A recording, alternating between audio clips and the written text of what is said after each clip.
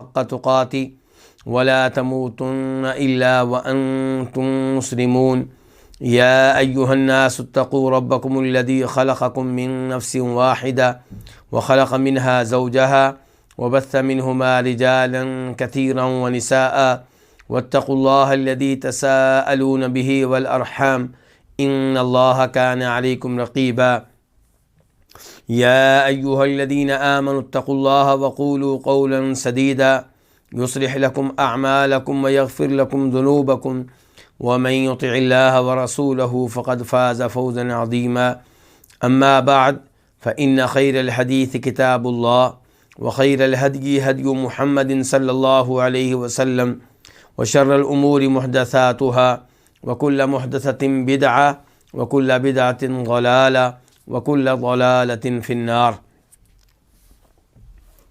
الوافی بما فی الصحیحین، مقصد نمبر 6 المعاملات، اور مقصد نمبر 6 المعاملات میں کتاب نمبر 4 الہبات واللقطہ۔ یہ کتاب کسی کو کوئی چیز ہبہ کرنے کے بارے میں ہے اور گری پڑی چیزوں کے بارے میں ہے۔ اس کتاب میں 3 باب ہم پڑھ چکے ہیں، آج چوتھا باب شروع کریں گے، اور چوتھے باب کے نیچے حدیث نمبر ہوگی 1341 1341 تو باب کیا ہے؟ باب العدۃ بالہبہ، کوئی چیز ہبہ کرنے کا وعدہ کر لینا، کسی سے وعدہ کر لینا کہ میں آپ کو یہ چیز دوں گا، میں یہ چیز آپ کو ہبہ کروں گا، یہ چیز میں آپ کو مثال کے طور پہ تحفہ کے طور پہ دوں گا، یہ وعدہ کر لینا، اس کے بارے میں یہ باب ہے۔ تو حدیث نمبر 1341 قاف، اس حدیث کے بیان کرنے پہ اتفاق ہے امام بخاری کا اور امام مسلم کا۔ عن جابر بن عبداللہ رضی اللہ عنہما قال، روایت ہے جناب جابر بن عبداللہ رضی اللہ عنہما سے، وہ کہتے ہیں قال النبی، فرمایا نبی صلی اللہ علیہ وسلم نے، لو قد جاء مال البحرین قد اعطیتک ہکذا وہکذا وہکذا، کہ اگر بحرین کا مال آیا تو میں تمہیں اس طرح دوں گا، اس طرح دوں گا اور اس طرح دوں گا۔ نبی علیہ السلام جناب جابر سے وعدہ کر رہے ہیں کہ بحرین جو اب مسلمانوں کے ماتحت ہے، مسلمان سرزمین کا حصہ بن چکا ہے، وہاں سے اگر مال آیا تو جابر میں تمہیں اس طرح دوں گا، اس طرح دوں گا۔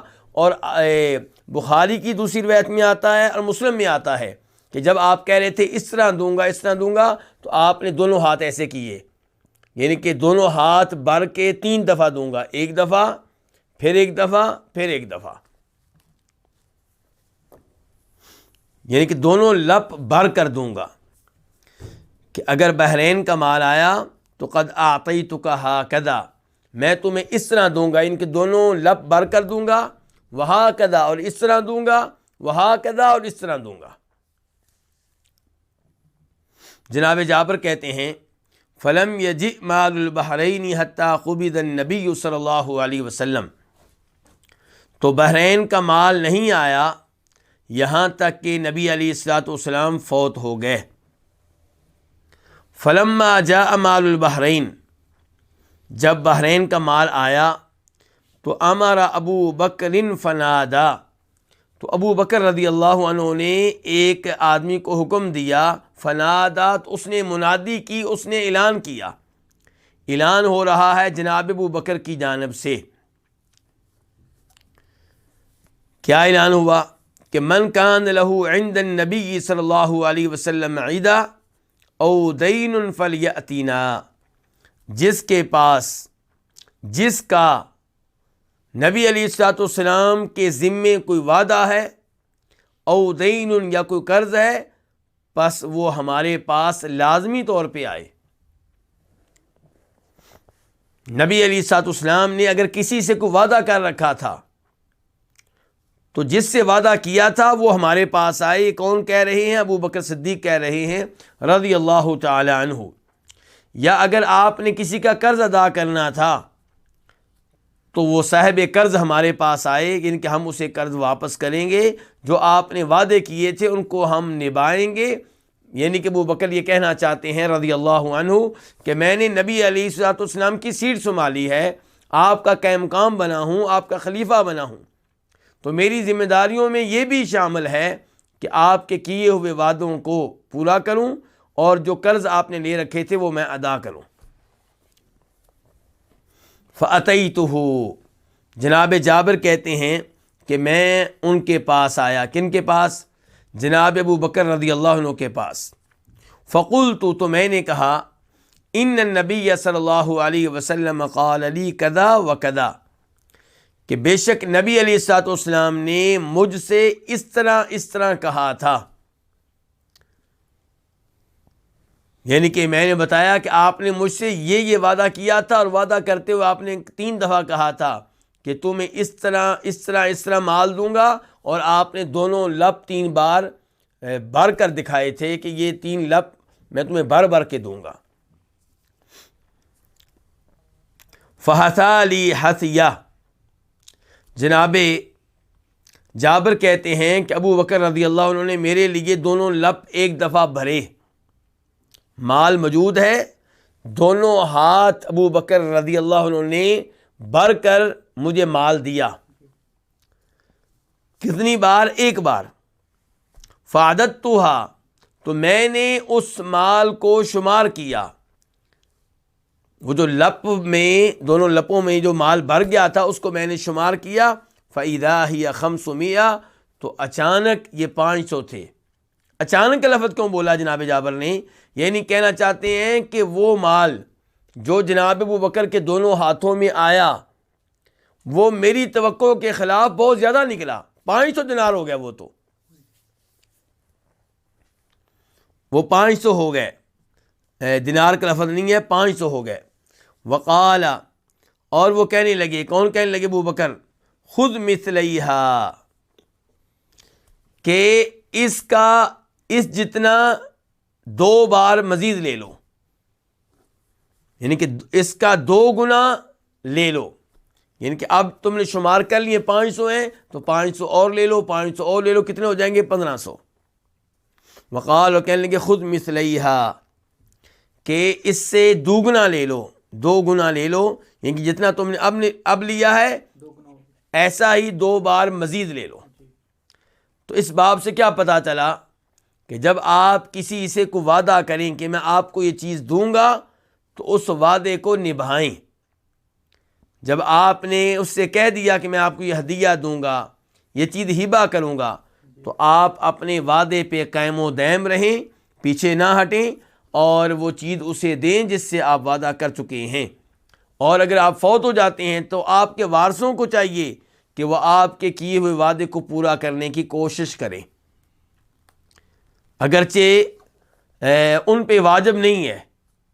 کیونکہ اگر فوت ہونے والا فوت ہونے سے پہلے کسی سے کوئی وعدہ کر چکا تھا تو اب جس چیز کا وعدہ کیا تھا وہ بعد میں آنے والوں کی ملکیت ہو چکی ہے، کیونکہ وعدہ کیا تھا ان کے حوالے نہیں کی تھی، اس کو قبضہ نہیں دیا تھا، وعدہ کر کے فوت ہو گیا.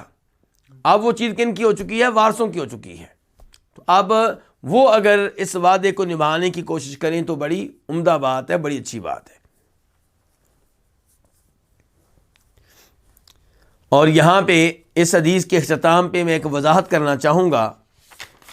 ابھی حدیث ہم نے پڑھی ہے 1341 1341، تو ہم نے ایک حدیث پڑھی تھی 1325 1325 1325.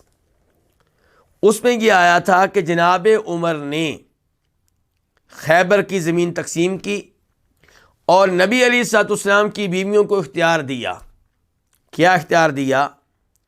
کہ نبی علیہ الصلوۃ والسلام کی زمین میں سے اگر آپ چاہیں تو آمدن لیتے رہیں، پیداوار لیتے رہیں، غلہ لیتے رہیں جیسے اللہ کے رسول غلہ دیا کرتے تھے۔ تو پھر زمین کس کے پاس رہے گی؟ حکومت کے پاس رہے گی، جناب عمر کے پاس رہے گی، ان کی نگرانی میں رہے گی، وہ خود کاشت کریں یا کسی کے حوالے کر دیں۔ دوسری شکل یہ تھی کہ امہات المومنین سے کہا گیا کہ آپ زمین لے لیں اور پانی بھی آپ کو ملے گا۔ اس کا مطلب یہ ہوگا کہ زراعت کا بندوبست خود کرنا ہوگا، کھیتی باڑی کا بندوبست خود کرنا ہوگا۔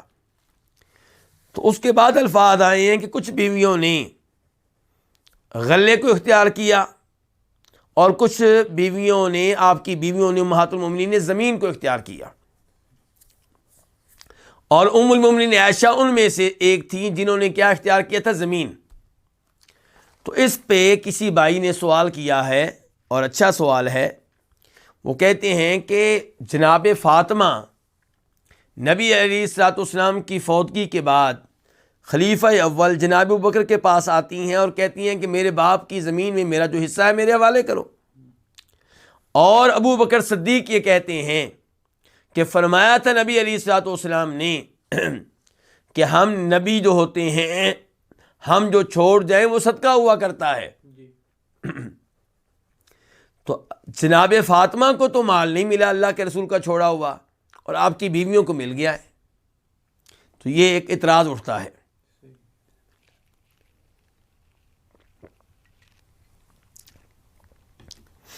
تو اس اعتراض کا جواب کیا ہے؟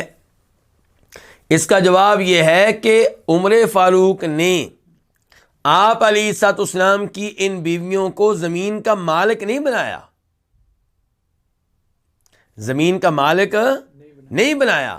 یہ مطلب تھا کہ آپ یہ زمین لے لیں، بجائے اس کے کہ کاشتکاری ہم کروائیں اور آپ لوگوں کو آمدن دیں، آپ خود اگر چاہیں تو یہ نظام سنبھال لیں اور آمدن آپ لوگوں کے گھر میں آ جائے گی۔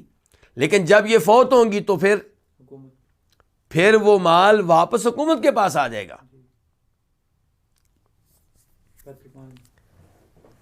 اس انداز میں جناب عمر فاروق نے نبی علیہ السلام کی زمین جناب علی اور جناب عباس کے حوالے بھی کی تھی۔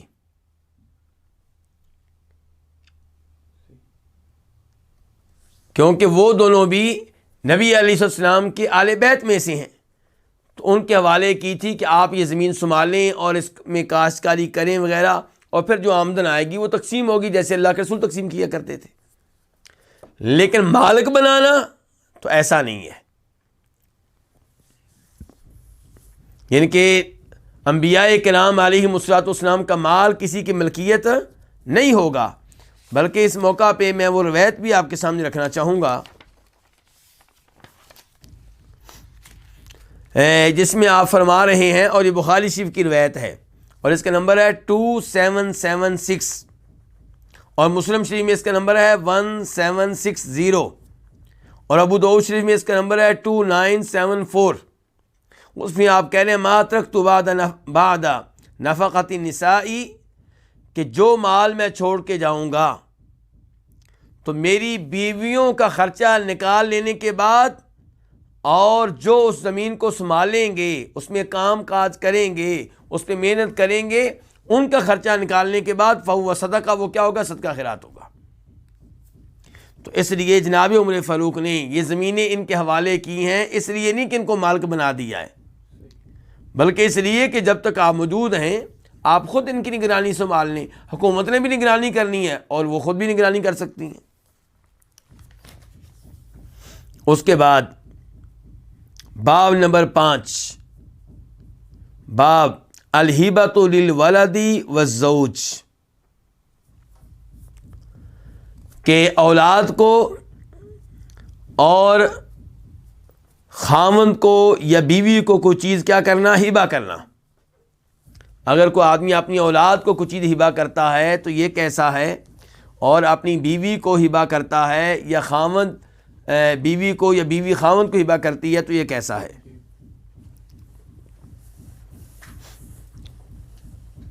حدیث نمبر 1342 1342 قاف۔ اس حدیث کے بیان کرنے پہ اتفاق ہے کس کس کا؟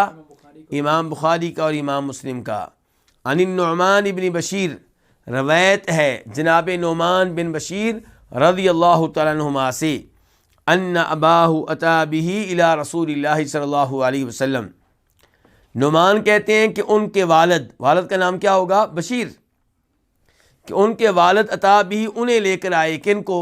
نعمان کو، الی رسول اللہ صلی اللہ علیہ وسلم، رسول اللہ صلی اللہ علیہ وسلم کے پاس، فقال، تو کہنے لگے، والد بشیر کہنے لگے، انی نحلت ابنی ھذا غلاما، بے شک میں نے نحلت دیا ہے، ہبہ کیا ہے، ابنی ھذا اپنے اس بیٹے کو، کیا ہبہ کیا؟ غلاما، ایک غلام۔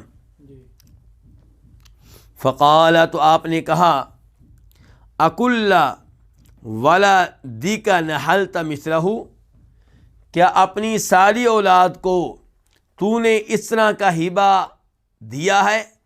اپنی ساری اولاد کو اس قسم کی چیز ہبہ کے طور پہ دی ہے جیسی اس بیٹے کو دے رہے ہو؟ قال لا، تو انہوں نے کہا نہیں، کنہوں نے؟ بشیر نے کہا۔ قال، تو آپ نے کہا، فرجعہ، تو اس کو واپس لے لو، کس کو؟ اس غلام کو۔ آئیے اس حدیث میں تھوڑا سا غور کرتے ہیں۔ ایک تو اس حدیث سے یہ پتہ چلا کہ باپ اپنی اولاد کو کوئی چیز ہبہ کر سکتا ہے، جیسا کہ بشیر نے اپنے بیٹے نعمان کو غلام ہبہ کیا تھا، تو اس میں کوئی حرج نہیں ہے۔ اعتراض تو یہ ہوا تھا کہ سب اولاد کو ایسی چیز ہبہ کے طور پہ کیوں نہیں دی؟ آپ نے یہ نہیں کہا کہ اولاد کو کوئی چیز ہبہ نہیں کر سکتے، تو اس سے پتہ چلا اولاد کو کوئی چیز ہبہ کر سکتے ہیں۔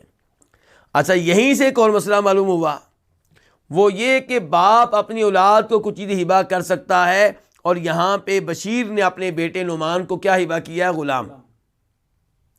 اور آپ نے کیا کہا کہ چونکہ تو نے ایسا ہبہ باقی بچوں کو نہیں دیا، اس لیے اس کو واپس لے لو۔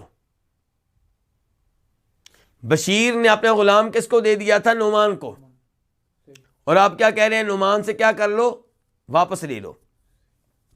اس سے بڑا اہم مسئلہ معلوم ہوا، وہ یہ کہ اولاد کا مال اپنا ہوتا ہے، باپ کا مال اپنا ہوتا ہے۔ بتانا یہ چاہتا ہوں، کئی لوگوں کو ایک حدیث سے غلط فہمی لگ جاتی ہے۔ وہ کیا حدیث ہے؟ کہ نبی علیہ الصلوۃ والسلام نے ایک شخص سے کہا تھا، انت ومالک لابیک، تم اور تمہارا مال کس کا ہے؟ تمہارے باپ کا۔ کئی لوگ اس کا معنی یہ سمجھتے ہیں کہ اولاد کا جو مال ہو وہ باپ کی ملکیت ہے، باپ کی کیا ہے؟ ملکیت ہے، جو چاہے سو کرے، جبکہ یہ موقف درست نہیں ہے۔ اگر اولاد کا مال باپ ہی کا ہے تو پھر بشیر نے نعمان کو دے کے پھر کیا نتیجہ نکالا؟ بشیر نے غلام دیا نعمان کو، اور وہ بشیر کا رہا، تو پھر ہبہ کیا ہوا؟ اگر ہم یہ کہیں کہ اولاد کا مال باپ کی ملکیت ہوتا ہے، تو یہاں پہ باپ بشیر نے غلام کس کو دیا ہے؟ نعمان کو، تو دینے کے بعد بھی بشیر کا ہی رہا، تو پھر ہبہ کیا ہوا؟ تو پتہ چلا کہ بشیر نے وہ غلام اپنی ملکیت سے نکال کے کس کی ملکیت میں دے دیا؟ نعمان کی ملکیت میں۔ تو پتہ چلا بشیر کی ملکیت الگ ہے، نعمان کی ملکیت الگ ہے، نعمان کے مال کا بشیر مالک نہیں ہے۔ اسی لیے پھر بعد میں آپ نے کہا اس کو واپس لے لو۔ اگر نعمان کا مال باپ کی ملکیت ہے تو پھر واپس لینے کا کیا مطلب ہے؟ وہ پہلے سے اسی کا ہے۔ تو اس سے پتہ چلا کہ اولاد کا مال اولاد کی ملکیت ہوتا ہے، باپ کی ملکیت نہیں ہوتا۔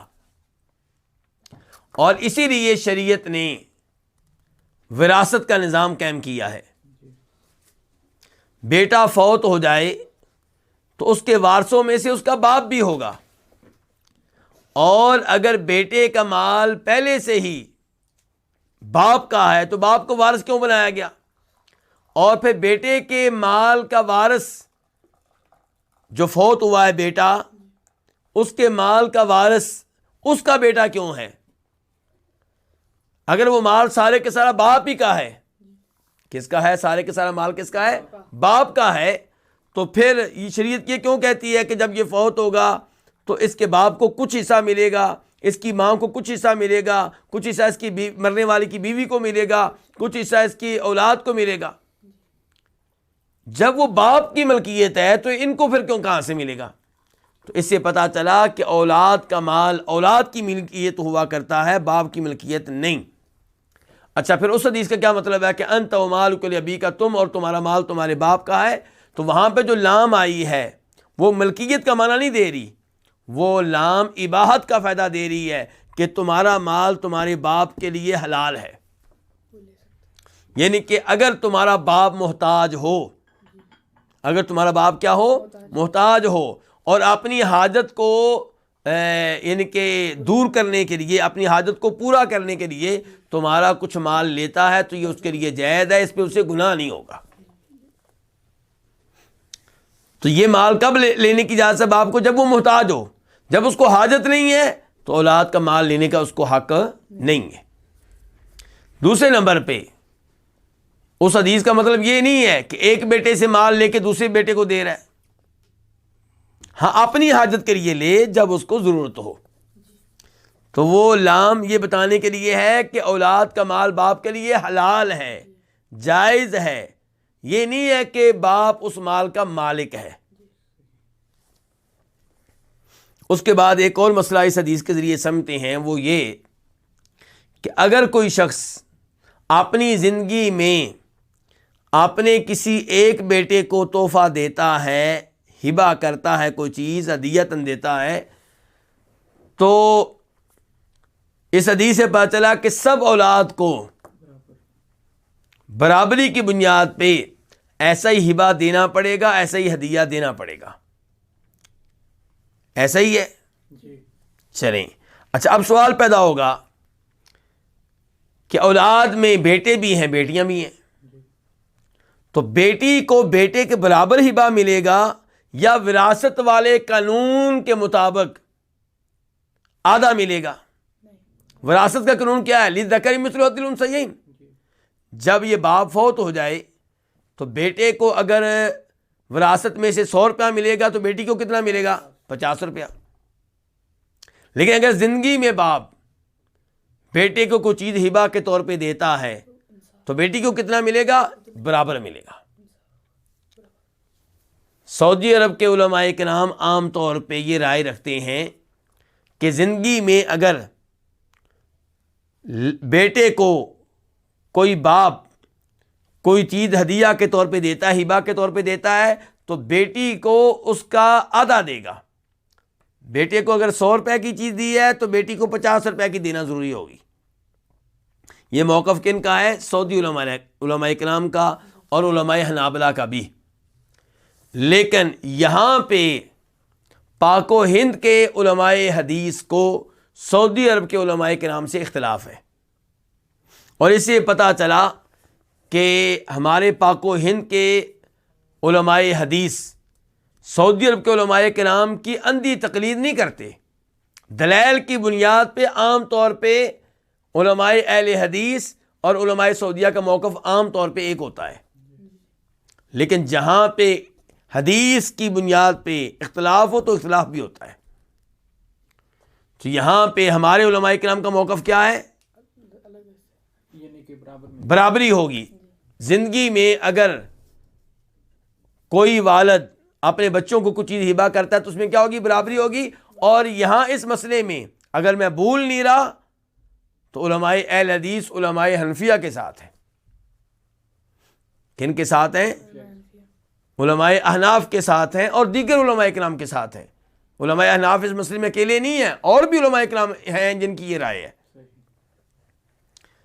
تو یہاں پہ علماء اہل حدیث نے کن کی موافقت کی ہے؟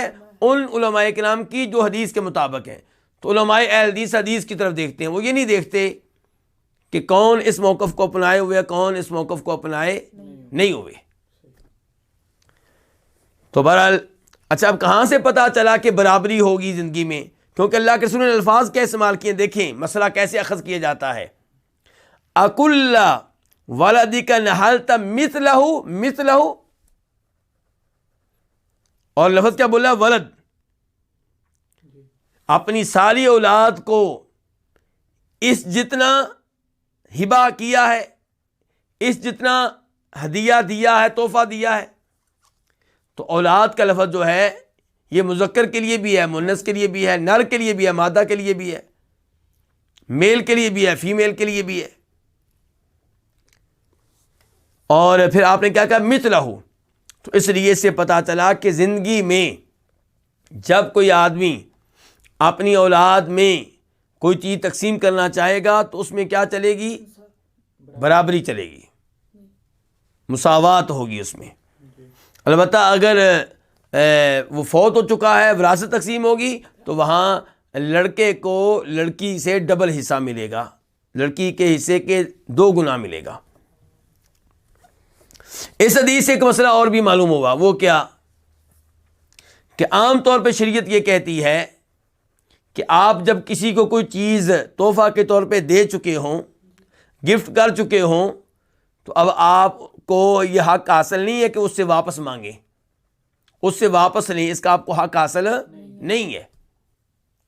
اور اس کی شدید مذمت آئی ہے، یعنی کہ ہبہ واپس لینے کی، تحفہ واپس لینے کی شدید مذمت آئی ہے، اور یہ احادیث آگے آنے والی ہیں۔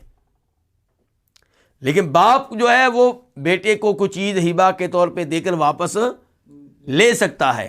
یہاں پہ دیکھیے بشیر نے اپنے بیٹے نعمان سے کیا لے لیا ہے؟ غلام واپس لے لیا ہے۔ اب آپ کے ذہن میں شاید یہ بات آئے کہ یہاں پہ تو کوئی مجبوری تھی اس لیے واپس لیا ہے۔ نہیں، یہ اصول ہے۔ میں آپ کے سامنے روایت رکھتا ہوں جسے امام ابو داؤد اپنی سنن میں لے کر آئے ہیں، اور اس کا نمبر ہے 3539 3539۔ اس میں آپ علیہ الصلوۃ والسلام فرماتے ہیں لا یحل لرجل، کسی آدمی کے لیے حلال نہیں ہے، جائز نہیں ہے، ان یعطی عطیۃ او یہب ہبۃ، کہ وہ کوئی چیز عطیہ کے طور پہ دے یا ہبہ کے طور پہ دے، فیرجع، تو پھر اسے واپس لے، اس میں رجوع کرے، الا الوالد، سوائے والد کے، فیما یعطی ولدہ، وہ رجوع کر سکتا ہے، وہ واپس لے سکتا ہے وہ ہدیہ، وہ ہبہ، وہ عطیہ جو اپنی اولاد کو دے چکا ہے، تو باپ واپس لے سکتا ہے۔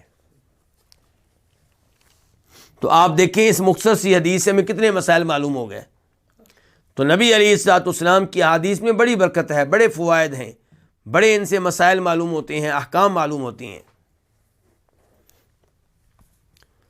اس کے بعد باب نمبر 6، باب تحریم الرجوع فی الہبہ، ہبہ میں رجوع کا حرام ہونا، یعنی کہ ہبہ واپس لینے کی حرمت کا بیان، یعنی کہ آپ جو چیز ہبہ کر چکے ہیں، تحفہ کے طور پہ دے چکے ہیں، عطیہ کے طور پہ دے چکے ہیں، اسے واپس لینا حرام ہے۔ کیا ہے؟ حرام ہے۔ اور دیکھیے اس مسئلے میں ہمیں علماء احناف سے اختلاف ہوگا۔ علماء احناف کے ہاں جو چیز آپ ہبہ کر چکے ہیں اسے واپس لیں گے تو وہ حرام نہیں ہے، وہ حرام یعنی کہ وہ بھی کہتے ہیں بہتر ہے کہ نہ لیں آپ واپس، لیکن لے لیں تو حرام نہیں ہے۔ جبکہ عام طور پہ علماء کرام کا موقف اس حدیث کی بنیاد پہ جب ہم پڑھنے لگے ہیں یہ ہے کہ جو چیز آپ ہبہ کر چکے ہیں اسے واپس لینا کیا ہے؟ حرام ہے۔ حدیث نمبر 1343 1343 قاف، اس حدیث کے بیان کرنے پہ اتفاق ہے کس کا؟ امام بخاری کا اور امام مسلم کا۔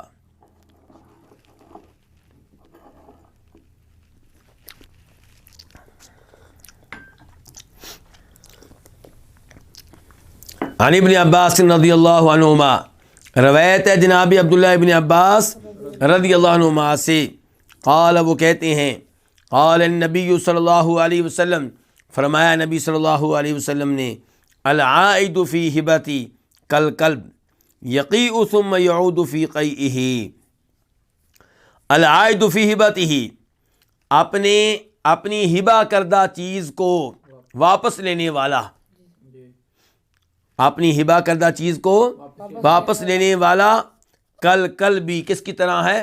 کتے کی طرح ہے۔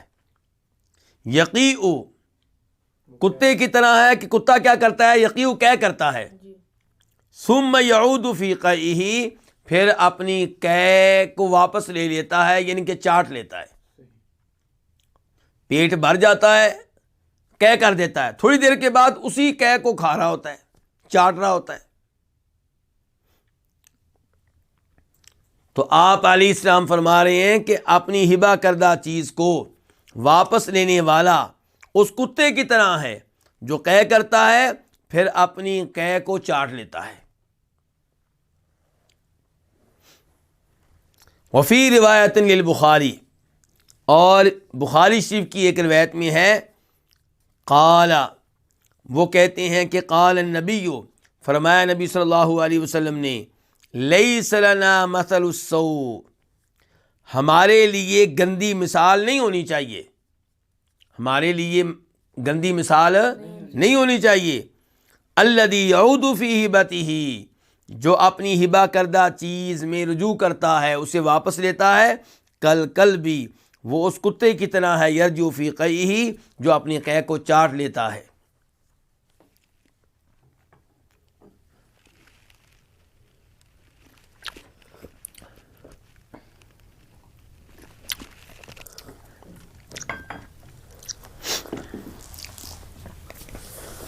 یہاں پہ ایک تو میں یہ بتانا چاہوں گا علماء کرام کی آراء کیا ہیں اس مسئلے میں، ان کے اقوال کیا ہیں. امام شافعی، امام احمد کا موقف یہ ہے کہ جو کوئی کسی کو کوئی چیز ہبہ کے طور پہ دے تو وہ اسے واپس نہیں لے سکتا سوائے والد کے کہ وہ اپنی اولاد کو کوئی چیز دے کر واپس لے سکتا ہے. تو یہ موقف حدیث کے عین مطابق ہو گیا، اور یہی موقف ہے امام بخاری کا. اچھا، امام ابو حنیفہ رحمہ اللہ کا موقف کیا ہے؟ وہ کہتے ہیں کہ جب کوئی کسی کو کوئی چیز ہبہ کرے تو وہ اس سے واپس لے سکتا ہے جب تک کہ وہ چیز ویسی موجود رہے جیسے دی گئی تھی، اور جب تک کہ اس نے اس کے بدلے میں کچھ نہ دیا ہو. آپ نے کسی کو کوئی چیز دی، وہ چیز اس کے پاس پڑی ہوئی ہے، آپ واپس لے سکتے ہیں جب کہ اس نے آپ کے تحفے کے بدلے میں آپ کو کوئی تحفہ نہ دیا ہو. جب علماء احناف سے کہا گیا بھی آپ نے یہ حدیث کے الٹ موقف اپنا لیا ہے، تو حدیث کے بارے میں آپ کیا کہیں گے؟ حدیث تو بڑی سخت ہے. تو علماء احناف کہتے ہیں اس حدیث سے مراد یہ نہیں ہے کہ یہ حرام ہے، اس سے مراد یہ ہے کہ ایسا کام کوئی اچھا کام نہیں ہے، اخلاق کے لحاظ سے بری بات ہے. لیکن یہ موقف درست نہیں ہے، کیونکہ نبی علیہ الصلوۃ والسلام شریعت بتانے کے لیے آئے ہیں. آپ کے الفاظ شریعت کے احکام و مسائل پہ دلالت کرتے ہیں، اور مثال بڑی سخت ہے. اسی لیے امام ابو داؤد رحمہ اللہ جب اسی حدیث کو لے کر آئے ہیں تو اس کے بعد یہ الفاظ ہیں وہاں پہ کہ ولا نعلم القی الا حراما، کہ اللہ کے رسول فرما رہے ہیں کہ جو کوئی کسی کو کوئی چیز ہدیہ کے طور پہ دے، ہبہ کے طور پہ دے، عطیہ کے طور پہ دے اور واپس لے، تو وہ اس کتے کی طرح ہے جو الٹی کرتا ہے، قے کرتا ہے اور اس کو چاٹ لیتا ہے. تو امام ابو داؤد اس کے بعد یہ الفاظ لے کر آئے ہیں کہ ہمارے علم کے مطابق قے جو ہے وہ حرام ہوتی ہے، یہ کہ جیسے قے حرام ہے ایسے یہ حرام ہے. اچھا، امام مالک کی کیا رائے ہے؟ امام مالک کہتے ہیں کہ کوئی آدمی جب کسی شخص کو کوئی چیز ہبہ کے طور پہ دے اور جس کو دی ہے وہ کوئی غیر ہے، اور دینے کا مقصد یہ تھا کہ وہ بھی مجھے بدلے میں تحفہ دے گا، اور اس نے نہیں دیا تو پھر اس سے واپس لے سکتے ہیں.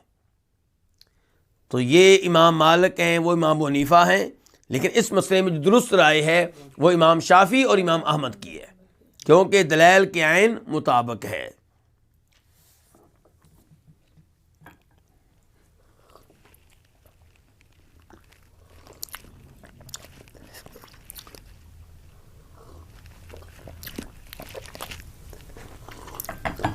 اب یہاں پہ ایک سوال ذہنوں میں آئے گا.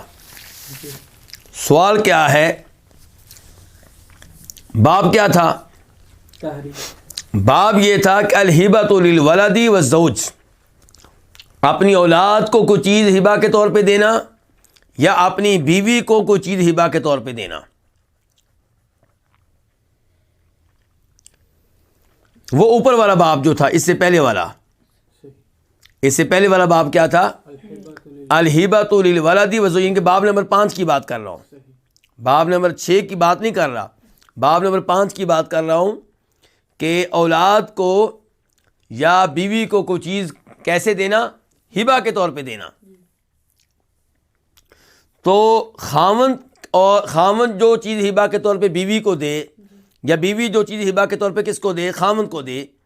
اس کا تذکرہ اگرچہ پہلی حدیث میں موجود نہیں ہے، لیکن یہ جو حدیث ابھی ہم نے پڑھی ہے اس میں موجود ہے. وہ کیسے؟ کہ آپ علیہ السلام فرما رہے ہیں العائد فی ہبتہ کالکلب، جو کوئی کسی کو کوئی چیز ہبہ کے طور پہ دے اور واپس لے تو وہ کتے کی طرح ہے جو کر کے کو چاٹ لیتا ہے. تو آپ نے کیا کہا؟ جو بھی کسی کو کوئی چیز ہبہ کے طور پہ دے، چاہے وہ خاوند ہو، خاوند اگر بیوی کو کوئی چیز ہبہ کے طور پہ دیتا ہے اور واپس مانگ لیتا ہے، واپس لے لیتا ہے، تو وہ کیا کر رہا ہے؟ وہ کتے کی طرح ہے جو کر کے کو کیا کرتا ہے؟ چاٹ لیتا ہے. باپ اگر کوئی چیز اپنی اولاد کو ہبہ کے طور پہ دے اور پھر واپس لے تو وہ کتے کی طرح ہے کہ جو اپنی جو کر کے کو چاٹ لیتا ہے. لیکن باپ کو اجازت دے دی گئی حدیث میں، باپ کو استثناء دے دیا گیا، باپ کو رخصت دے دی گئی ہے. اس کی دلیل الگ سے موجود ہے کہ باپ بیٹے کو تحفہ دے کر واپس لے سکتا ہے. تو اس لیے اس کے لیے یہ کام حرام نہیں ہے، وہ اس مذمت سے باہر نکل گیا. لیکن خاوند جو ہے وہ اس حدیث کا حصہ ہے. تو اگر خاوند بیوی کو کوئی چیز ہبہ کے طور پہ دیتا ہے اور پھر واپس لے لیتا ہے تو یہ حرام ہے. یہ کیا ہے؟ یہ حرام ہے. اور ایسی بیوی اگر خاوند کو کوئی چیز تحفہ کے طور پہ دیتی ہے پھر واپس لے لیتی ہے تو یہ کیا ہے؟ حرام ہے. جب طلاق ہو جاتی ہے تو ایسے مسائل کھڑے ہوتے ہیں، جب طلاق ہو جاتی ہے تو ایسے مسائل کھڑے ہوتے ہیں. تو ان مسائل کو اس حدیث کی روشنی میں سمجھنا چاہیے. لیکن علماء کرام نے اس سے چند چیزوں کو مستثنا قرار دیا ہے. مثال کے طور پہ ایک خاوند بیوی سے پیار و محبت کرتا ہے، میٹھے میٹھے الفاظ استعمال کرتا ہے اور اس سے کوئی چیز گفٹ کے طور پہ لے لیتا ہے، بیوی اس کی باتوں میں آ جاتی ہے اور تحفہ لینے کے فوراً بعد جناب اس کو طلاق دے دیتا ہے. تو یہ تو دھوکہ ہوا. علماء کرام کہتے ہیں یہ کیا ہوگا؟ یہ تو دھوکہ ہوگا. لیکن وہ تحفے جو سوچ سمجھ کر دیے گئے اور اس میں کوئی ایسا دھوکہ نہیں تھا تو وہاں پہ ان تحائف کو اس حدیث کی روشنی میں دیکھنا چاہیے. واللہ تعالی اعلم.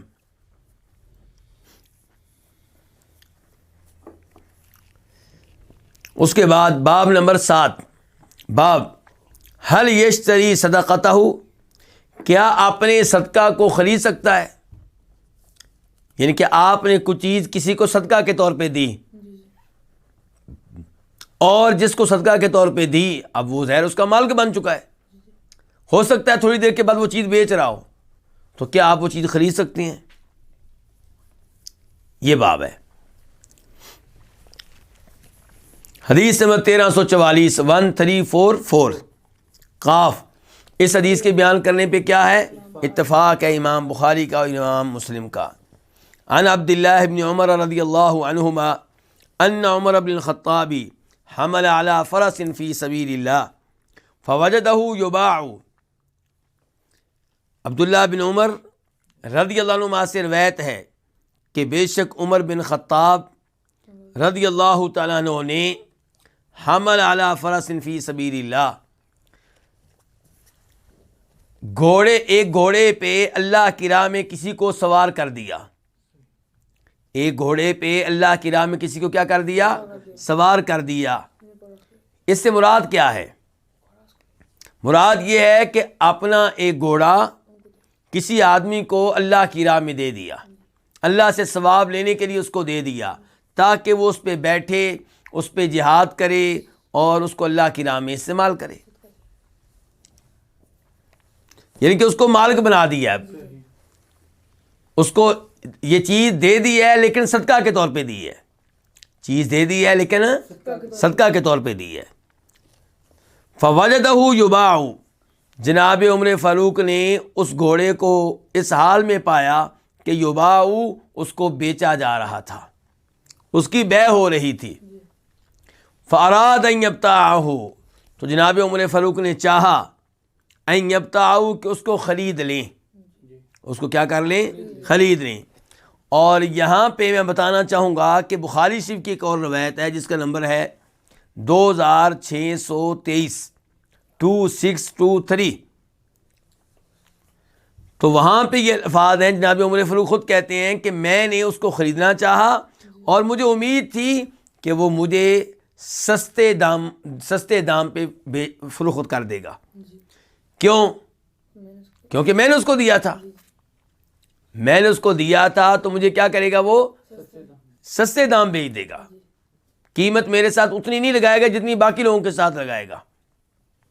تو کہتے ہیں عبداللہ بن عمر یہاں پہ کہتے ہیں فاراد ان یبتاعہ, تو میرے والد عمر فاروق نے اس کو خریدنا چاہا.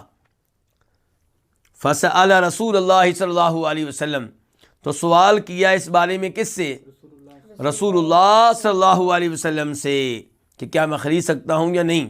فقال, تو آپ نے کہا لا تبتاعہ, اس کو نہ خریدو, ولا تعد فی صدقتک, اور اپنے صدقے میں رجوع نہ کرو, ان کہ اپنا صدقہ واپس نہ لو.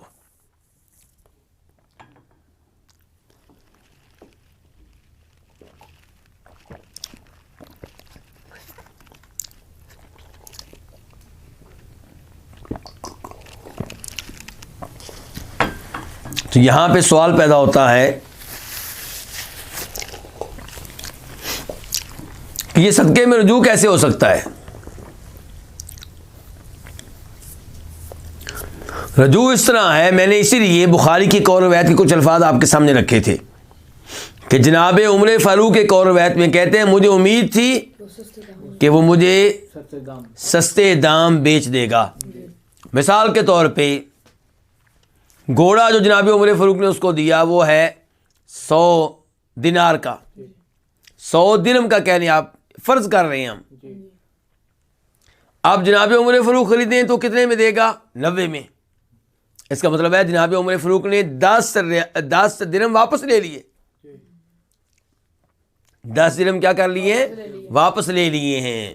تو اس لحاظ سے یہاں پہ کہا گیا ولا تعد فی صدقاتک, کہ اپنے صدقے میں رجوع نہ کرو, اپنے صدقہ واپس نہ لو.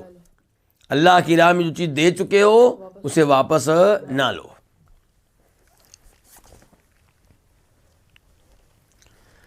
اس کے بعد باب نمبر 8, باب الاستعارۃ للعروس, دلہن کے لیے کوئی چیز عاریتاً لینے کا حکم. دلہن اگر کوئی چیز عاریتاً لیتی ہے, مستعار لیتی ہے, عارضی طور پہ کسی سے لیتی ہے, میں واپس کر دوں گی تاکہ وہ اپنی شادی کے موقع پہ پہن سکے, تو یہ کیسا ہے. تو باب کیا ہے, الاستعارہ للعروس, دلہن کے لیے کوئی چیز عاریتاً لینا. حدیث نمبر 1345 1345. خواہ اس حدیث کو روایت کرنے والے امام کون ہے, امام بخاری. عن ایمن قال, روایت ہے جناب ایمن الحبشی سے. قال, وہ کہتے ہیں دخلت علی عائشہ رضی اللہ عنہا وعلیہا درع قطن ثمن 5 دراہم. ایمن کہتے ہیں کہ میں ام المؤمنین عائشہ کے پاس گیا جب کہ ان پہ موٹی روئی کی ایک قمیض تھی. درع عورت اس قمیض کو کہتے ہیں جس کو کون پہنتی ہیں, عورتیں پہنتی ہیں, رحمک اللہ. تو یہاں پہ میرے پاس بیٹھے ہوئے یہ چھینک لی گئی ہے اور کہا گیا الحمدللہ. تو یرحمک اللہ دیگر لوگوں نے کہہ دیا تھا, لیکن میں نے بھی کہا ہے تو یہاں پہ میں خبردار کرنا چاہتا ہوں کہ چھینک آنے پہ چھینک لینے والا جب الحمدللہ کہے گا تو یرحمک اللہ سب کے سب کہیں گے، ایک کا کہہ دینا کافی نہیں ہوگا. لیکن السلام علیکم اگر کوئی کہے تو ایک جواب دے دے وعلیکم السلام تو کافی ہے. لیکن الحمدللہ یرحمک اللہ میں کیا صورتحال ہے کہ اگر چھینک لینے والا الحمدللہ کہتا ہے تو جتنے لوگ سن رہے ہیں سب کے سب کیا کہیں گے؟ یرحمک اللہ. تو ایمن حبشی سے روایت ہے، وہ کہتے ہیں کہ میں ام المومنین عائشہ کے پاس گیا، وعلیہا درع قطرین، اور ان پہ ایک قمیض تھی قطرین موٹی روئی کی، ثمن 5 دراہم، جس کی قیمت کتنی ہوگی؟ 5 درہم. فقالت، تو وہ کہنے لگیں، کون؟ ام المومنین عائشہ، ارفع بصرک الی جاریتی، اپنی نگاہ اٹھاؤ میری لونڈی کی طرف. یعنی کہ جناب عائشہ ایمن سے کہہ رہی ہیں، سیدہ عائشہ ایمن سے کہہ رہی ہیں ذرا میری اس لونڈی کو دیکھو، نگاہ اٹھاؤ ذرا اس کی طرف، انظر الیہا، اسے دیکھو. فإنہا تزہا ان تلبسہ فی البیت، کیونکہ یہ اس لباس کو گھر میں پہننے سے کیا ہے؟ نفرت کرتی ہے، اس کو ہلکا لیتی ہے، ان کی بڑی بنتی ہے، اس لباس کو گھر میں بھی نہیں پہننا چاہتی، اس لباس کو گھر میں بھی نہیں پہننا چاہتی. وقد کان علی منہن درع علی عہد رسول اللہ صلی اللہ علیہ وسلم، جبکہ میری ایک قمیض ہوا کرتی تھی اسی لباس میں سے اللہ کے رسول علیہ الصلوۃ والسلام کے زمانے میں. یعنی کہ ایسی قمیضوں میں سے میری ایک قمیض ہوا کرتی تھی کس کے زمانے میں؟ اللہ کے رسول علیہ الصلوۃ والسلام کے زمانے میں. فما كانت امرأة تقین بالمدینہ الا ارسلت الیہ تستعیرہ، تو کوئی ایسی عورت نہیں تھی جسے مدینہ میں خاوند کے لیے تیار کیا جاتا ہو. تقینو، جسے خاوند کے لیے تیار کیا جاتا ہو اور راستہ پہ راستہ کیا جاتا ہو، سنوارا جاتا ہو. تو کوئی ایسی عورت نہیں تھی جسے مدینہ میں خاوند کے لیے تیار کیا جاتا ہو، الا ارسلت الیہ، مگر وہ مجھے پیغام بھیجتی، تستعیرہ، وہ اس قمیض کو عاریۃً لیتی. تو ام المومنین عائشہ ایک تو بتا رہی ہیں کہ دیکھو بھائی ایمن، میری لونڈی کو دیکھو، اس کے نخرے دیکھو، یہ اپنے آپ کو کتنا یہ بڑا سمجھتی ہے کہ اس قمیض کو گھر میں بھی پہننا پسند نہیں کرتی. اور پھر فرما رہے جب کہ ایسی قمیض میری اللہ کے رسول کے زمانے میں ہوتی تھی جو عورتیں مجھ سے عاریۃً لیتی تھیں، شادی کے موقع پہ پہنتی تھی، بعد میں مجھے واپس کر دیتی تھی. اس سے پتہ چلا کہ دلہن کوئی چیز عاریۃً لے کر پہن سکتی ہے اور پھر واپس کر دے، اس میں کوئی حرج نہیں ہے. لیکن عاریۃً لے کر زہر یہ کرنا کہ میں اس کی مالک ہوں، یہ کوئی اچھا کام نہیں ہے. نہ ہی ہم یہ کہتے ہیں کہ وہ اعلان کرے کہ میری نہیں ہے، بس خاموشی اختیار کرے. لیکن اگر کسی کو بتانا پڑے تو بتا دے کہ یہ چیز میری نہیں ہے، عاریۃً کسی سے لی ہے، ان کو واپس کر دیں گے. اور اس سے سبق حاصل کرنا چاہیے ہماری آج کل کی عورتوں کو. وہ اپنی شادی کے موقع پہ، اپنی بیٹیوں کی شادی کے موقع پہ بہت ہی مہنگا قسم کا لباس خریدتی ہیں، 40,000 روپے کا، 50,000 روپے کا، 60,000 روپے کا، اور پہننا کب ہے؟ صرف ایک رات کے لیے، شادی کی رات، تاکہ دیگر عورتوں کو دکھایا جا سکے کہ اس لڑکی نے کتنا مہنگا لباس پہنا ہوا ہے. تو یہ اسراف میں آتا ہے، فضول خرچی میں آتا ہے. ٹھیک ہے شادی کے موقع پہ عام مواقع کے مقابلے میں اچھا لباس پہن لیا جائے، لیکن اتنا مہنگا، اور پھر اسے پہننا بھی ایک رات کے لیے، یا تو بعد میں بھی پہنا جائے اور بعد میں اپنی بہنوں کو پہننے کے لیے دے دیا جائے عاریۃً، جیسے ام المومنین عائشہ دیا کرتی تھی. اور جو ایسا لباس خریدنا چاہتی ہیں انہیں بھی چاہیے کہ اگر انہیں کوئی پیشکش آ جائے کہ آپ نہ خریدیں اور عاریتن اس رات ہمارے ہی کپڑے پہن لیں تو آپ اس پیشکش کو قبول کر سکتے ہیں،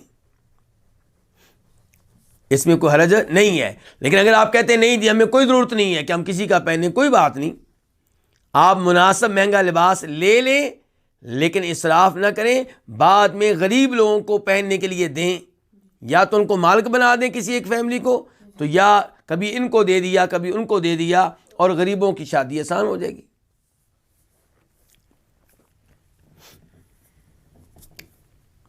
اس کا مطلب ہے کہ جیسے یہاں پہ عالیتاً ام المومنین عائشہ قمیض دیا کرتی تھی، ایسے جوتا دیا جا سکتا ہے، ایسے ہی زیورات دیے جا سکتے ہیں، زیورات دے کر واپس لیے جا سکتے ہیں، یہ بے نہیں ہے۔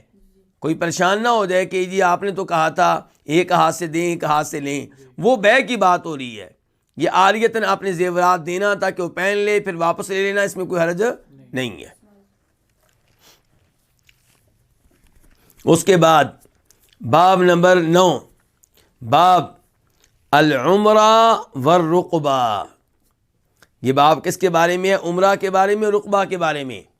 یاد رہے یہاں پہ دیکھیے گا دھیان سے کہ عمرہ میں را کے بعد کیا ہے؟ یا ہے، یا وہ جس کے اوپر الف ہوا کرتا ہے، اس لیے ہم پڑھ رہے ہیں عمرہ، عمری نہیں پڑھا، کیا پڑھ رہے ہیں؟ عمرہ، کیونکہ را کے اوپر اور یا کے اوپر کیا ہے؟ وہ الف ہے چھوٹا سا، عمرہ۔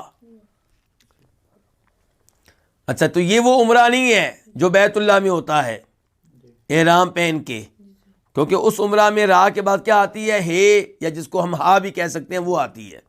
یہاں پہ کیا ہے؟ یا ہے، یہ کہہ لیں یا کہہ لیں۔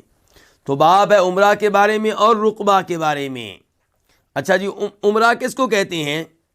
عمرے کا مطلب یہ ہے کسی کو گھر دے دینا۔ کیا دے دینا؟ کب تک کے لیے؟ عمر بھر کے لیے، زندگی بھر کے لیے کیا دے دینا؟ گھر دے دینا۔ تو اگر آپ کسی کو گھر دیتے ہیں کہ زندگی بھر تم استعمال کرو، زندگی بھر تم استعمال کرو، تو اب یہ گھر کس کا ہوگا؟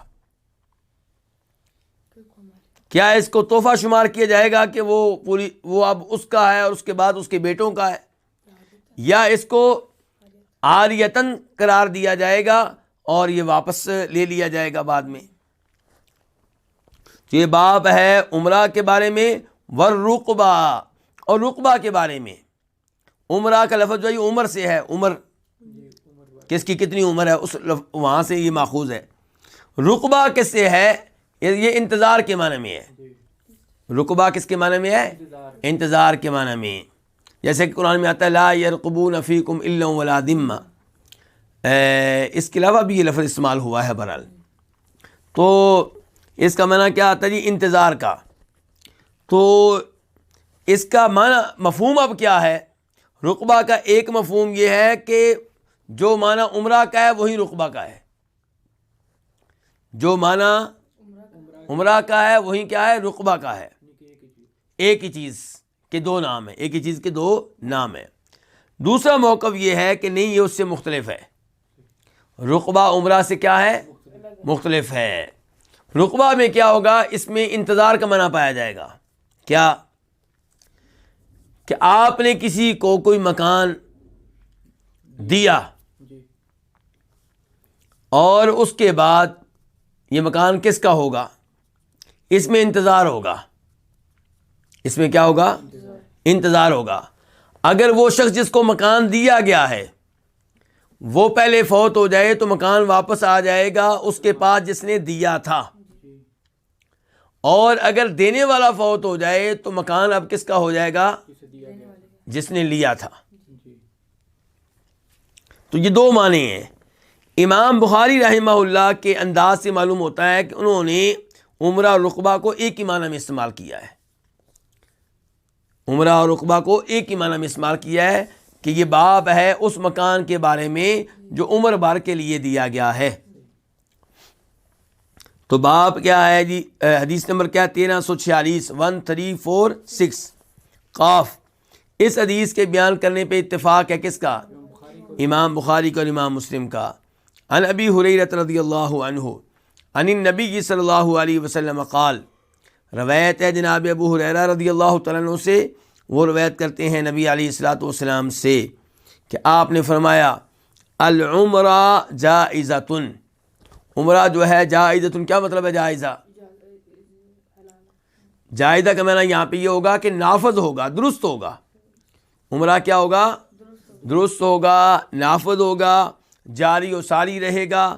جس کو آپ نے مکان عمر بھر کے لیے دیا ہے یہ اس کا ہو جائے گا، اور اس کے بعد اس کے وارثوں کے پاس جائے گا۔ کن کے پاس جائے گا؟ اس کے وارثوں کے پاس جائے گا، یہ مراد ہے۔ وفی روایت لمسلم، اور مسلم کی ایک روایت میں ہے میراث لأہلہا، کہ یہ جو عمرہ مکان، کون سا عمرہ جو عمر بھر کے لیے دیا گیا تھا، یہ وراثت بنے گا لأہلہا، کس کے لیے؟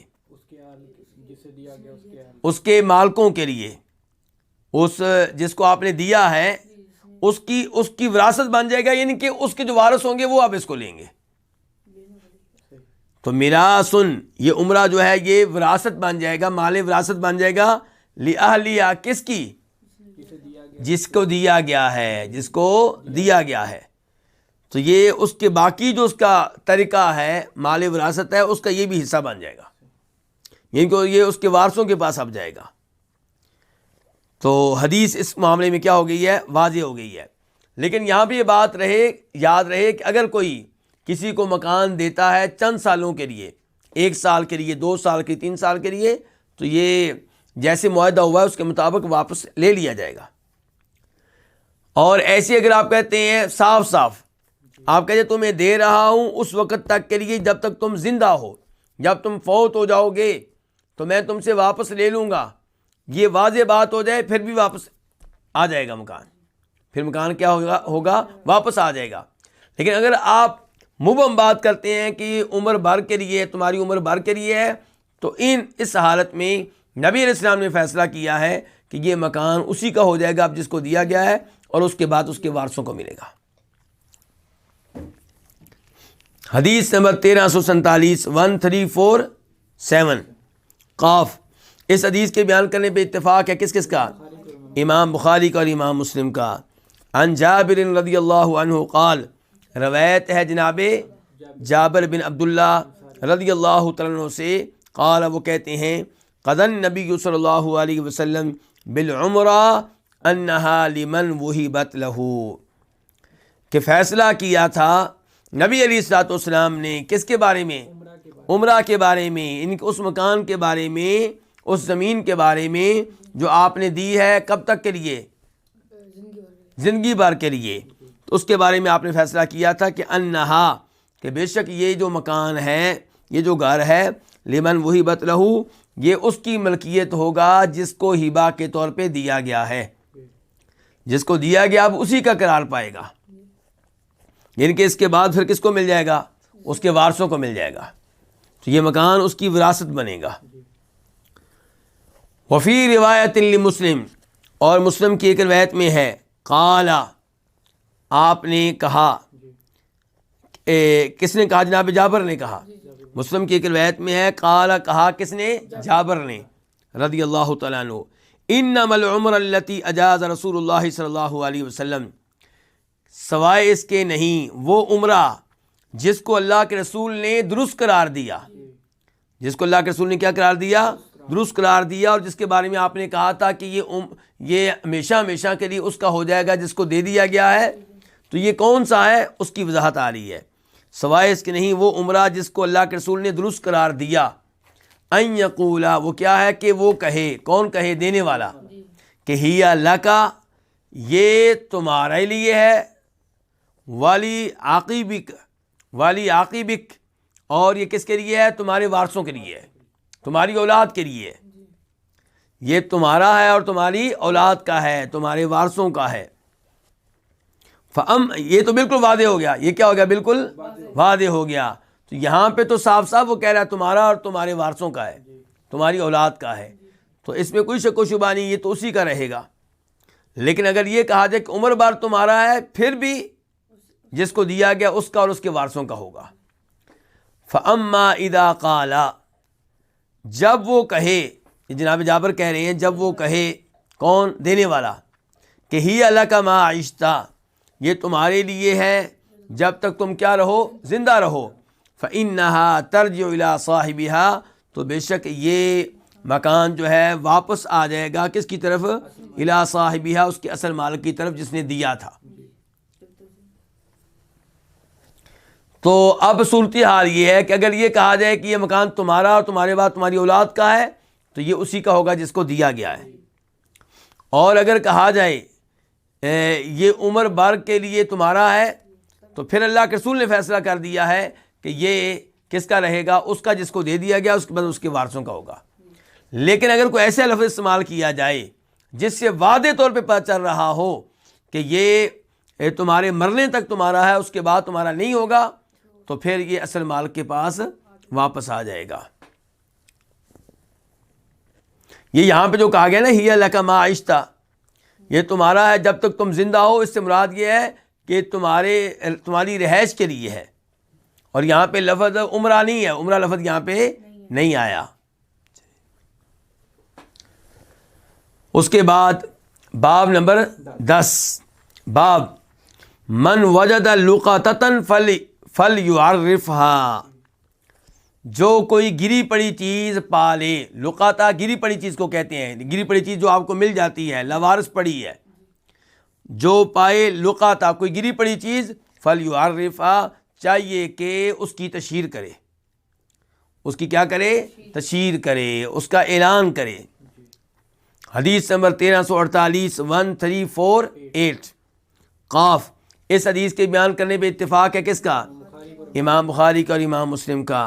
عن زید بن خالد الجہنی رضی اللہ عنہ قال، روایت ہے جناب زید بن خالد الجہنی رضی اللہ عنہ سے، وہ کہتے ہیں جاء رجل الى رسول اللہ صلی اللہ علیہ وسلم، ایک آدمی نبی علیہ الصلوۃ والسلام کے پاس آیا. فسألہ، تو اس نے آپ سے سوال کیا کس کے بارے میں؟ عن اللقطہ، گری پڑی چیز کے بارے میں. کس کے بارے میں؟ گری پڑی چیز کے بارے میں. فقال، تو آپ نے کہا اعرف عفاصها ووکاءها، پہچان لو. کیا پہچان لو؟ عفاصہ، اس کی تھیلی کو. تمہیں جو چیز ملی ہے، جو پیسے ملے ہیں، جس تھیلی میں ہیں، جو بٹوا ہے، اس کو کیا کرو؟ پہچان لو. وکا، اور اس کے بندھن کو بھی پہچان لو. وکا اس دھاگے یا رسی کو کہیں گے جس سے تھیلی کو باندھا جاتا ہے، اس کو بھی پہچان لو کہ کس رنگ کا ہے، وہ کیسا ہے بندھن. ثم عرفها سنہ، پھر اس کی تشہیر کرو 1 سال، اس کا اعلان کرو 1 سال.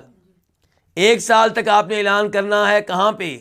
جہاں سے وہ چیز ملی تھی وہاں پہ، اس کے ارد گرد، اور یا اس علاقے کی جو کوئی مسجد ہے، اس مسجد کے باہر آپ کھڑے ہو جائیں نماز جمعہ کے بعد، عید کے موقع پہ، شادی کے موقع پہ، جنازے کے موقع پہ، ایسے ہی مواقع جہاں پہ امید ہوتی ہے کہ یہاں پہ کافی سارے لوگ جمع ہیں.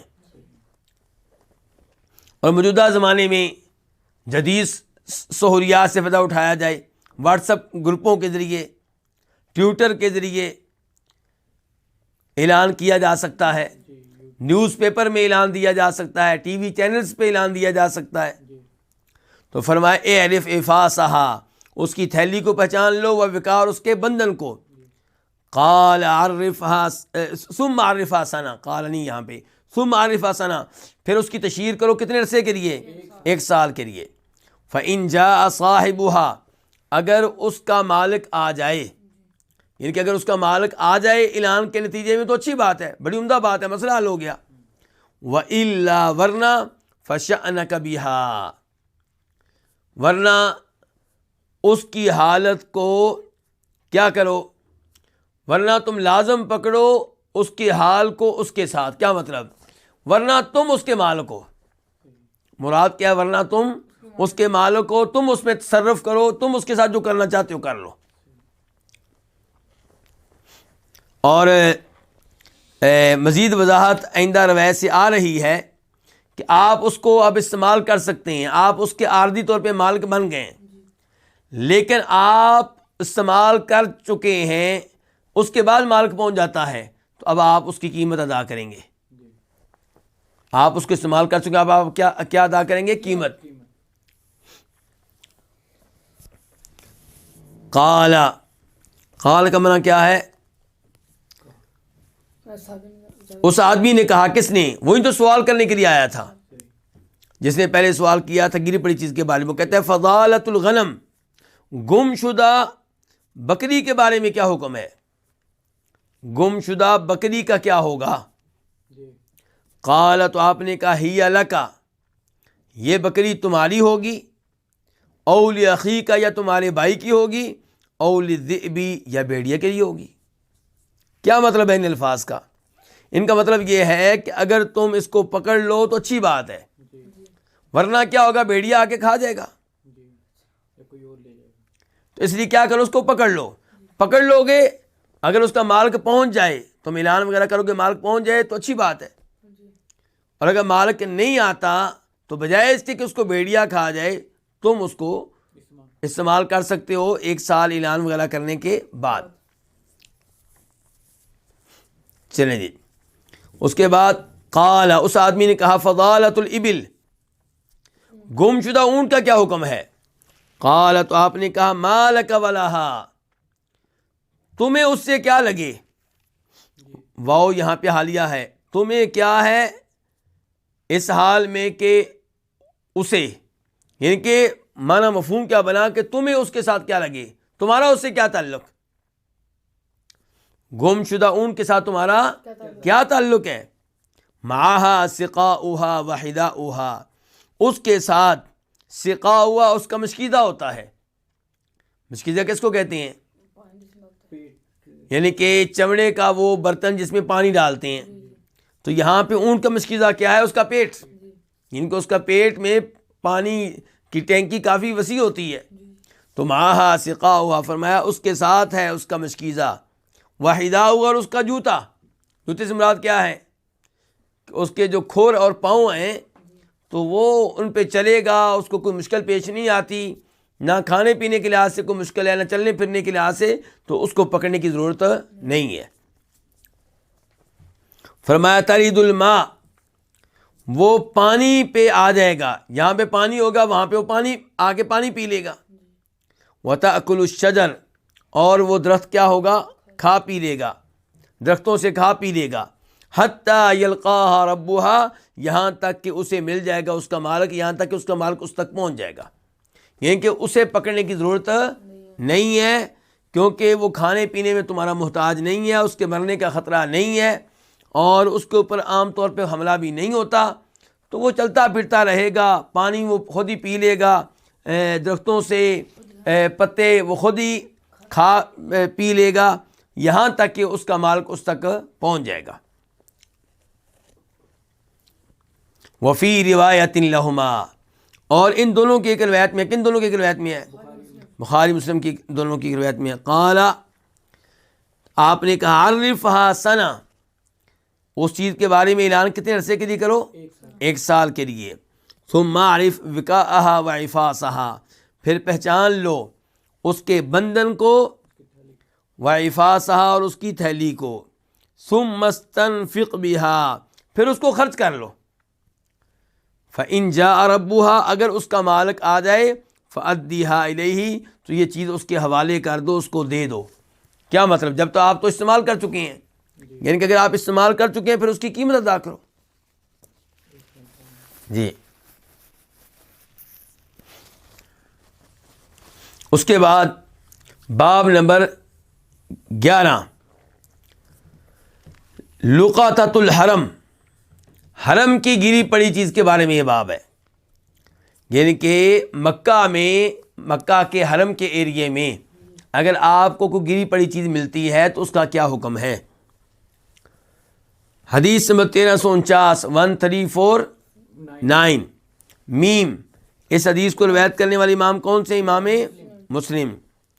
عن عبد الرحمن ابن عثمان التیمی، روایت ہے عبد الرحمن بن عثمان التیمی سے، ان رسول اللہ صلی اللہ علیہ وسلم نہا عن لقطۃ الحاج، بے شک نبی علیہ الصلوۃ والسلام نے نہا، منع کیا ہے حاجی کی گری پڑی چیز اٹھانے سے. تو اس کا کیا مطلب ہے؟ یہ حاجی کی گری پڑی چیز آپ نہیں اٹھا سکتے.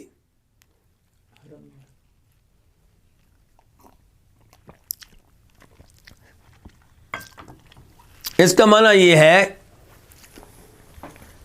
کہ حاجی کی گری پڑی چیز اس لیے اٹھانا کہ آپ اس کے مالک بن جائیں گے 1 سال کے بعد، تو یہ جائز نہیں ہے۔ حرم مکہ میں جو چیز آپ کو ملے گی وہ اٹھا کر اس کا اعلان کرنا ضروری ہوگا۔ کب تک؟ پوری زندگی کے لیے۔ پوری زندگی آپ اعلان ہی کرتے رہیں گے۔ البتہ موجودہ زمانے میں اب وہاں پہ ان کے امانت خانے قائم کر دیے گئے ہیں، جہاں آپ وہ چیز پہنچا سکتے ہیں، انتظامیہ کے حوالے کر سکتے ہیں، پولیس کے حوالے کر سکتے ہیں۔ تو پھر پولیس ذمہ دار ہوگی، انتظامیہ ذمہ دار ہوگی، آپ کی ذمہ داری ختم ہو جائے گی، کیونکہ آپ نے وہاں پہ وہ چیز پہنچا دی ہے جہاں پہ پہنچانی چاہیے تھی، اور وہاں پہ وہ بھی آئے گا جو تلاش کر رہا ہے۔ تو اس لیے وہاں آپ کی ذمہ داری ادا ہو جائے گی۔ لیکن اگر ایسا کوئی مکتب نہیں ہے، ایسا کوئی آفس نہیں ہے، تو پھر کیا ہے؟ پھر اگر آپ نے حاجی کی گری پڑی چیز اٹھائی ہے تو اب آپ اس کا اعلان کرتے رہیں گے، اور آپ اس چیز کے کبھی بھی مالک نہیں بن سکیں گے۔ اسی لیے عبد الرحمن بن عثمان تیمی کہہ رہے ہیں بے شک رسول اللہ صلی اللہ علیہ وسلم نے نہا منع کیا ہے، کس سے؟ ان لقطۃ الحاجی، حاجی کی گری پڑی چیز سے، یعنی کہ گری پڑی چیز اس لیے اٹھانے سے تاکہ آپ اس کے مالک بن جائیں، اس سے آپ نے منع کیا ہے۔ اس کے ساتھ ہی یہ چوتھی کتاب جو کس کے بارے میں تھی؟ الہبات واللقطہ کے بارے میں، وہ اپنے اختتام کو پہنچی۔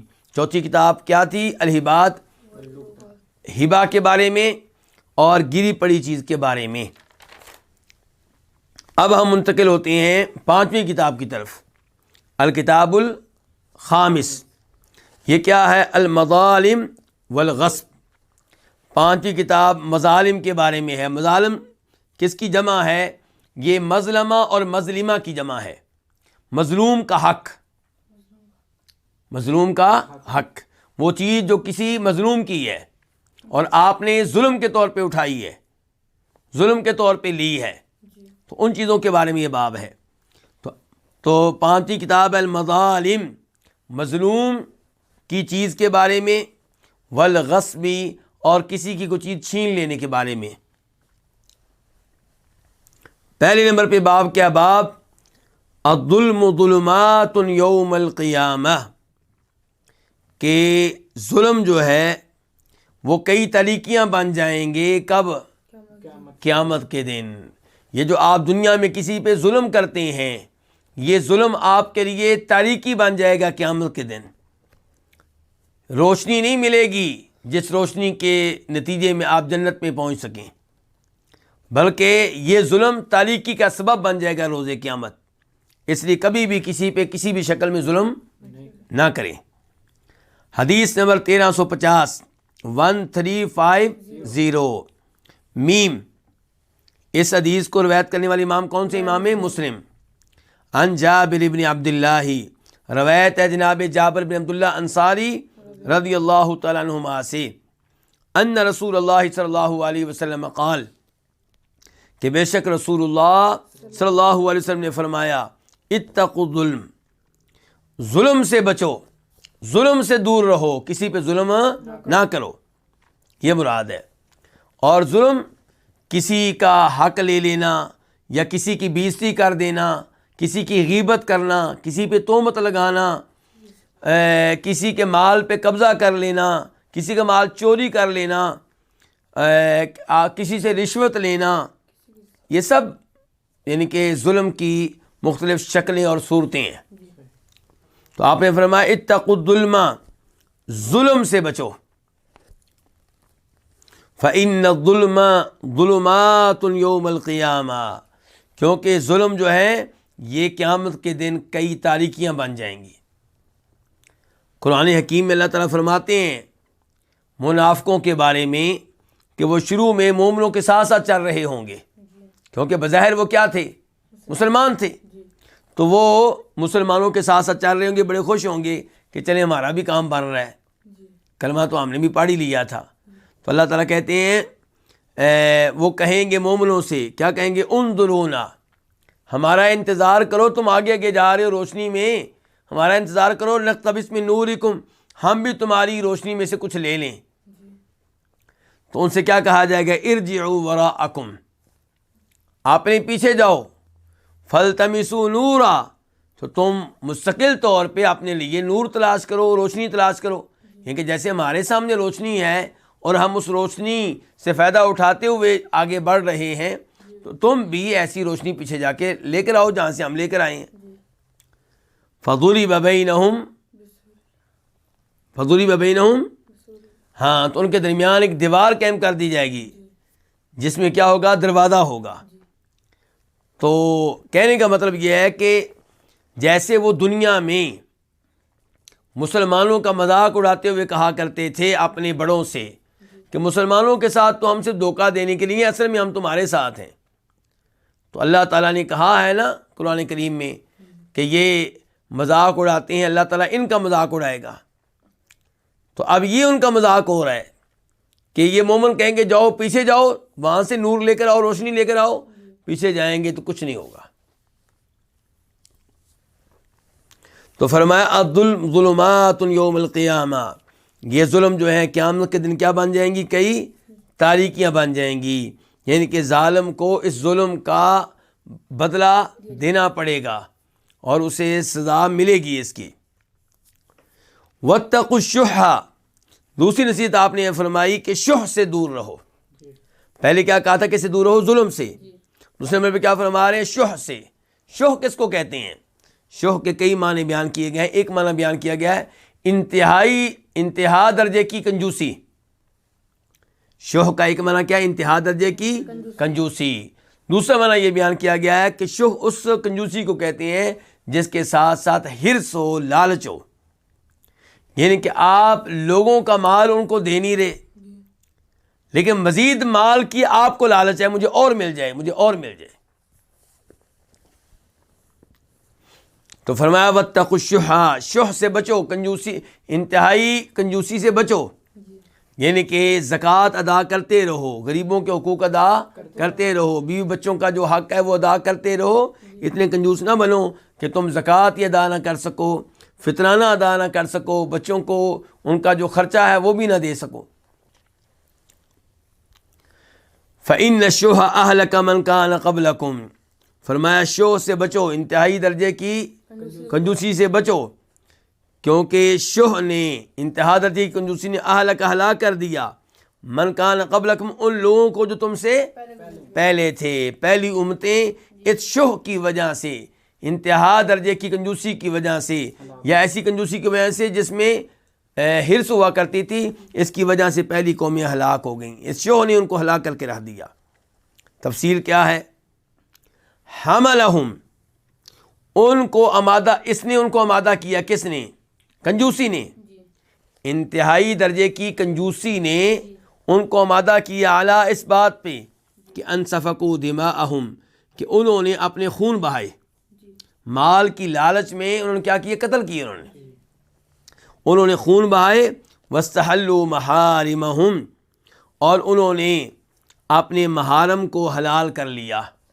کس کو حلال کر لیا؟ آپ نے، یعنی کہ وہ چیزیں جو ان پہ حرام تھیں انہوں نے اس کو کیا جان لیا؟ حلال جان لیا۔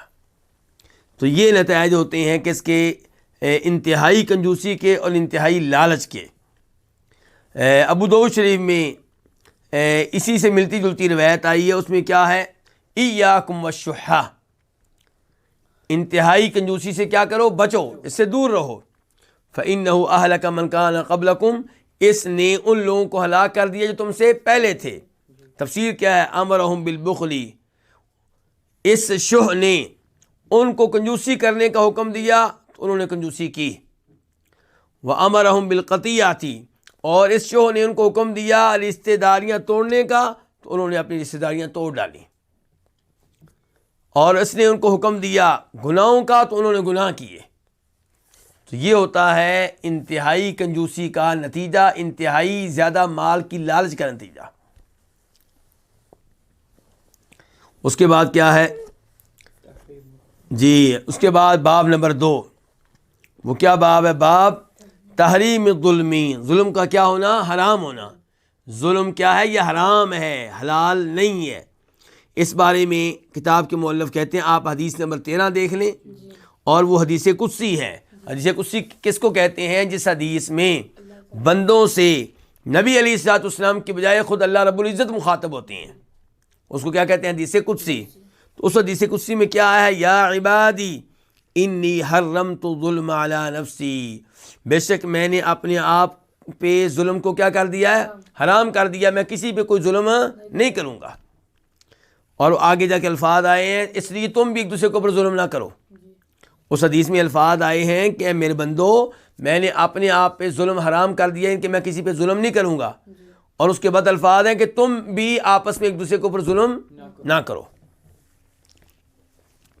اس کے علاوہ کتاب کے مؤلف کہتے ہیں کہ ظلم حرام ہے۔ اسی ضمن میں آپ ایک اور حدیث چیک کریں، وہ کون سی ہے؟ 983 اور وہ کس کے بارے میں ہے؟ جھوٹی قسم کے بارے میں، یعنی کہ جھوٹی قسم اٹھا کے لوگوں کے مال پہ قبضہ کرنا، یہ وہ ظلم ہے جس کے نتائج نہایت خطرناک ہوں گے۔ ایسا ظلم کرنے والا اللہ تعالیٰ سے روز قیامت جب ملے گا تو اللہ تعالیٰ اس پہ کیا ہوں گے؟ ناراض ہوں گے۔ اس کے بعد کہتے ہیں ایک اسی موضوع پہ تیسری حدیث بھی دیکھ لیں، وہ کیا ہے؟ 1526۔ اس میں کیا آتا ہے؟ المسلم اخو المسلم، مسلمان کا کیا ہے؟ بھائی ہے۔ کیونکہ مسلمان کا بھائی ہے، اس لیے مسلمان پہ ظلم نہ کرے، یا مسلمان کا بھائی ہے، مسلمان اس پہ ظلم نہیں کرتا۔ تو بہرحال اس سے پتہ چلا کہ مسلمان پہ ظلم کرنا کیا ہے؟ حرام ہے۔ جب آپ پڑھیں گے لا یظلمہ تو نہیں کے لیے ہو جائے گا، اور معنی یہ ہو گیا کہ ظلم کرنا کیا؟ ممنوع ہے، حرام ہے، ظلم کرنے کی اجازت نہیں ہے۔ آپ نے مسلمان بھائی پہ ظلم کرنا کیا کریں؟ بند کر دیں، روک دیں۔ تو یہیں پہ آج کے درس کا اختتام کرتے ہیں۔ انشاءاللہ یہ سلسلہ جاری و ساری رہے گا اللہ کے فضل و کرم سے۔ ہم سب اللہ کا شکر ادا کرتے ہیں جس اللہ نے ہمیں توفیق دی ہے کہ ہم یہ کتاب پڑھ رہے ہیں، ان احادیث کا مطالعہ کر رہے ہیں، اور الحمدللہ 1350 احادیث ہو چکی ہیں، اور یہ اللہ کی توفیق کے بغیر، اللہ کی مدد کے بغیر ممکن نہیں ہے۔ اس موقع پہ ہم شکریہ ادا کرتے ہیں خبر کے ہدایہ دعویٰ سینٹر کا، جن کے تعاون سے اور جن کی سرپرستی میں یہ دورہ ہو رہا ہے، اور شیخ شمس الزمان حفظہ اللہ کا جو یعنی کہ اس دعویٰ سینٹر کے کیا ہے؟ داعی ہیں، اور جن کی ترغیب پہ اور جن کی وجہ سے یہ دورہ شروع ہوا، اور دیگر ساتھی جو اس دورے کی کامیابی کی وجہ سے محنت کرتے ہیں، یہ اس دورے کو نشر کرنا جدید وسائل کے ذریعے، یہ سب کچھ جو لوگ کر رہے ہیں ان سب کو اللہ تعالیٰ جزائے خیر دے، اور اللہ تعالیٰ خیر و سلامتی کے ساتھ ہمیں یہ دورہ مکمل کرنے کی توفیق دے۔ وآخر دعوانا الحمدللہ رب العالمین۔